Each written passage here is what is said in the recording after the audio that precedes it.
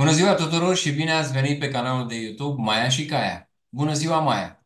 Așa cum am promis, am revenit pentru a afla mai multe despre proiectele tale apropiate, despre data când te vor vedea la TV și despre ce înseamnă Maia și Caia.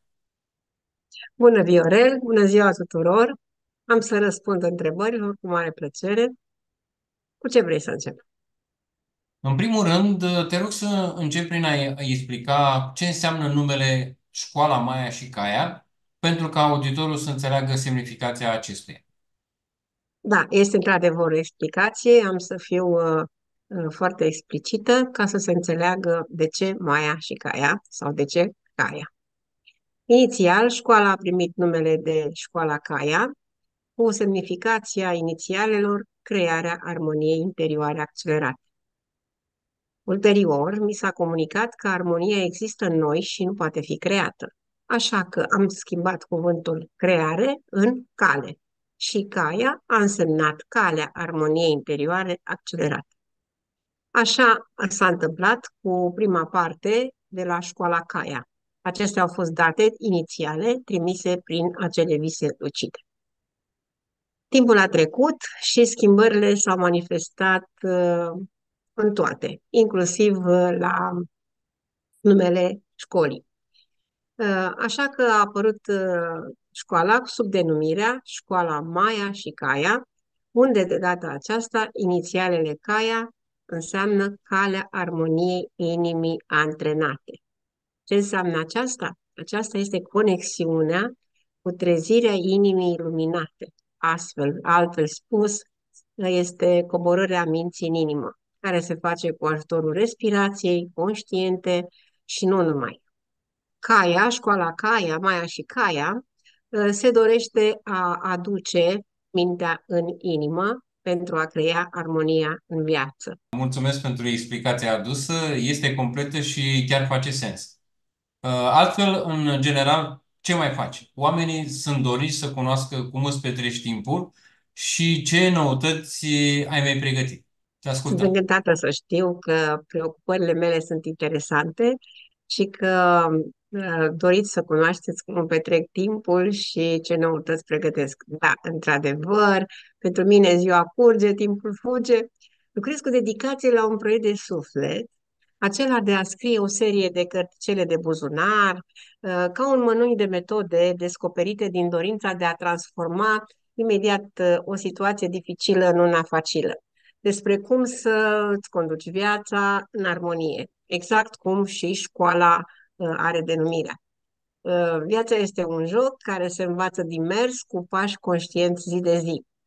Despre asta este proiectul meu de suflet, prezent, la care eu lucrez acum. Da, interesant ce ne povestești. Aștept cu bucurie apariția cărților tale, atât în online cât și în formă fizică. Știu că ai primit o invitație la o emisiune TV. Când va fi această emisiune?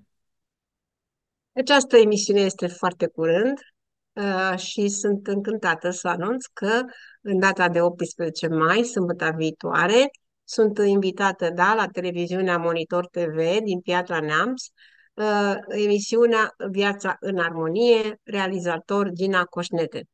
Da, pe 18 mai, sâmbătă viitoare, și emisiunea se va urca pe canalul de YouTube Viața în Armonie la ora 9 dimineața.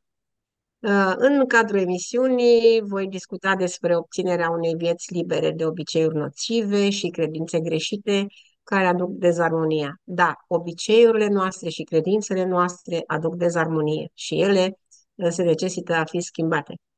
Uh, Tot în această emisiune voi explora cum să formez și să aduc cu ușurință în viața noastră aceste credințe și obiceiuri noi. Uh, Tot ceea ce voi explica sunt unelte pentru antrenament care se efectuează oriunde și oricând, fără efort. Da, fără efort. Și toate aceste unelte aduc armonia și succesul în viață.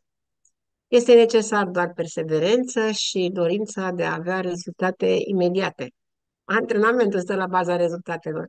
Pentru mai multe amănunte, vă rog să urmăriți emisiunea Vă mulțumesc pentru prezență, vă mulțumesc că sunteți alături de mine în această experiență și că doriți să beneficiați de darurile mele și totodată vă mulțumesc că urmăriți postările mele de pe profilul de Facebook, care este Florica Maia Trandafirescu, și pagina de Facebook, care este Maia și Caia, și de asemenea pe Instagram, Florica Maia Trandafirescu Legat, cât și pe acest canal de YouTube. Da, super informații ne-ai dat și vești bune. Ceea ce vreau să completez este că vineri, în pagina de Facebook Maia și Caia, cum ai menționat, veți găsi linkul direct spre emisiune, care va fi difuzată sâmbătă de la ora 9 pe canalul de YouTube Viața în Armonie. Vă mulțumim pentru like, share și o abonare la canalul nostru de YouTube Maia și Caia. Pace și iubire să avem! Pace și iubire și de la mine. Mulțumesc!